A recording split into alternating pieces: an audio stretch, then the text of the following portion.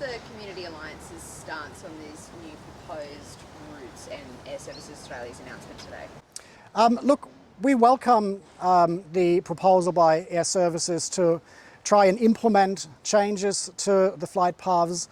What we though are concerned about is the actual timeline to implementing some of those changes, as well as the scope of those changes. So what we've been able to ascertain is that the main focus of these flight path changes are for the Redland Bay area and the Redcliffe Peninsula.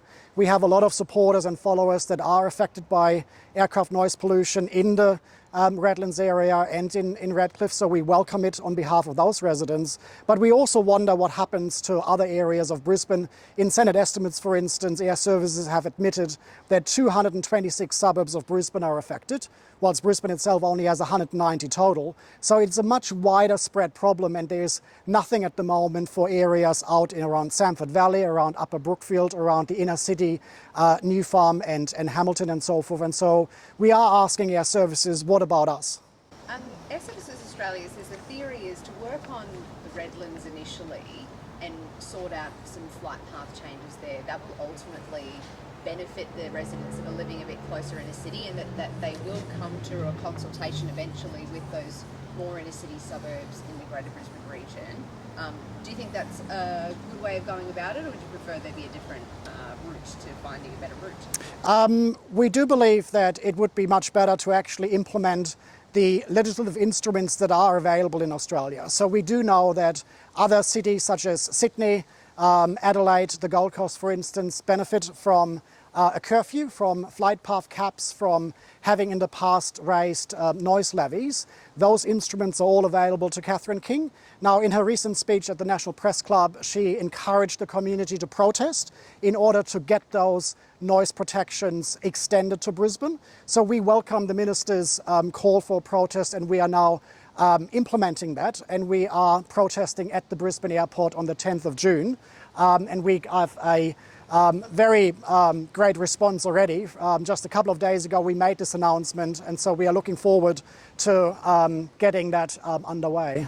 Are you encouraging? Oh, sorry, Jacob, go for it. Sorry, I was going to say, how many people are you expecting at that protest?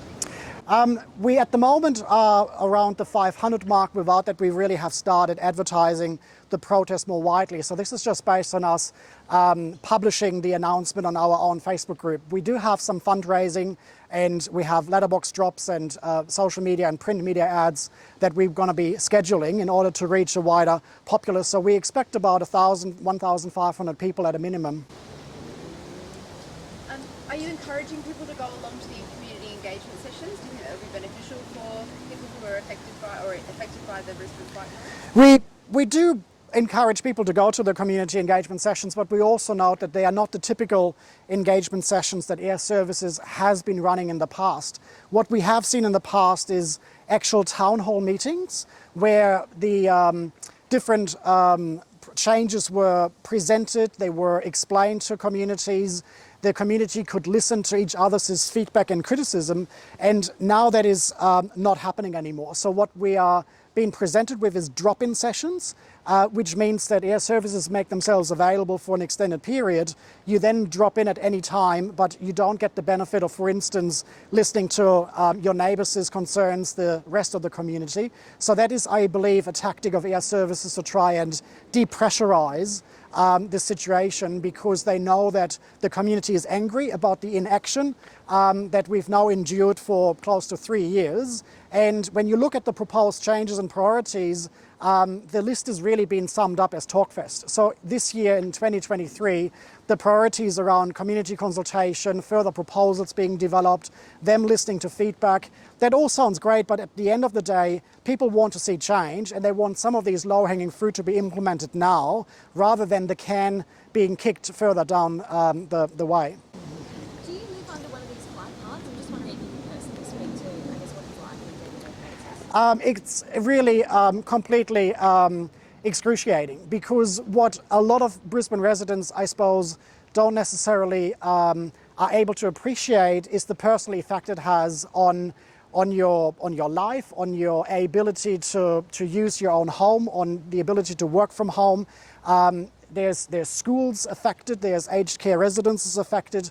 If you have, in our case for instance, 2 flight paths that are coalescing above your head, you have planes going every 2 minutes at about 300 meters altitude. When the wind changes, the planes go the other way, there's no respite whatsoever. You will easily go crazy. And we have had cases where we had to intervene because people are turning suicidal.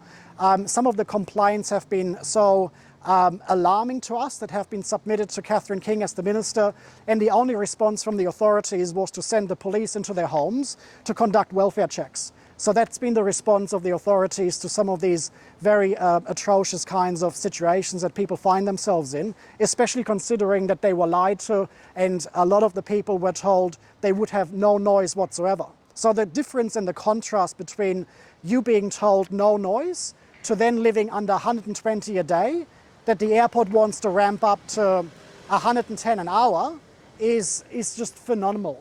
Internationally, there is no precedence of a larger aviation scandal like what we are facing here in Brisbane. Marcus, how long have you been a part of this fight to try and get some change? The new runway was launched on the 12th of July 2020.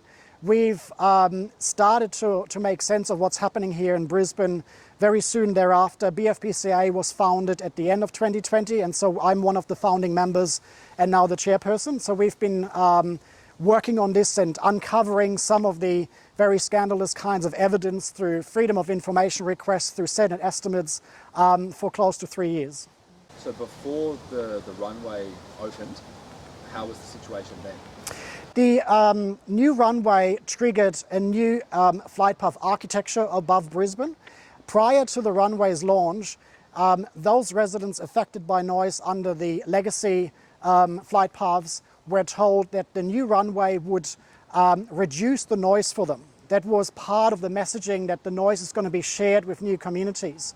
But now those living under the legacy flight paths have come to realize that that also was a lie and it's not eventuating. So once you actually have a attempt of growing the airport's capacity from 52 to 110 flights an hour, it means that all these highways in the skies are going to be maximized to their full potential. And so whilst they were told that it would be great for those living in Seven Hills, in Morningside, in those areas around the Redlands, they're the ones joining our call for actual net reductions to the flight path noise pollution issue.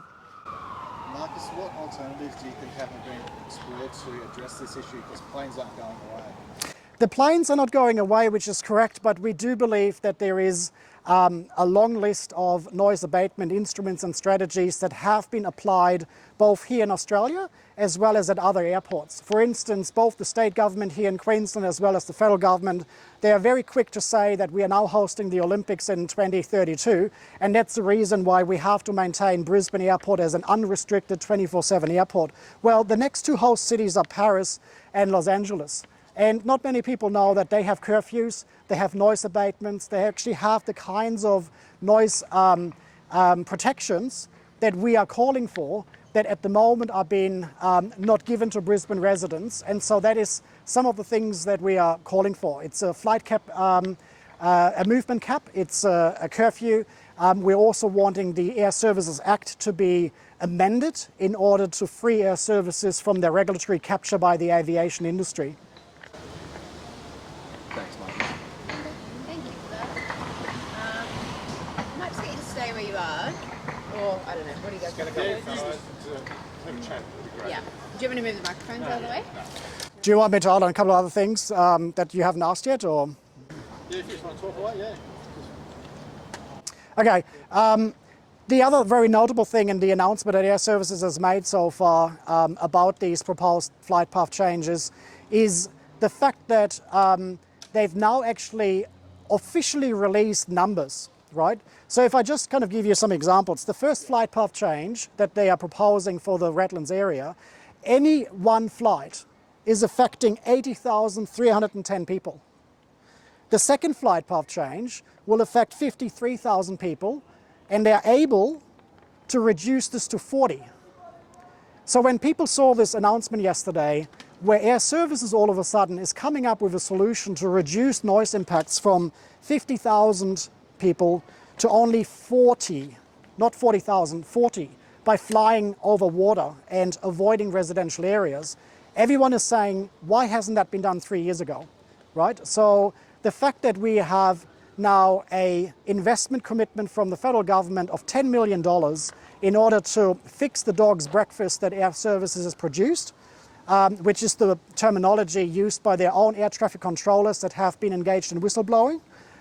We really wonder, how did we get into this mess where they've created flight paths that are affecting so many Brisbane families and communities, and now they're proposing to reduce it to only 40 people. Do you mind opening up that paper there with the map that you have? Oh yeah, so what we've done here as a experiment is we've overlaid some of the noise data that we've been gathering from the community itself. So this is recordings that they are doing on their phone using an app called X-Plane. And we've overlaid this over the drop-in locations that Air Services have announced yesterday. And so what's notable around here is that they are saying that if your suburb is mentioned here, there's going to be changes happening in 2023. So then a lot of our followers are saying, well, my suburb isn't anywhere near those locations. What's happening to Ascot, to New Farm, to Annerley? And so the question is probably that nothing much will happen, which is why we are calling for this protest on the 10th of June.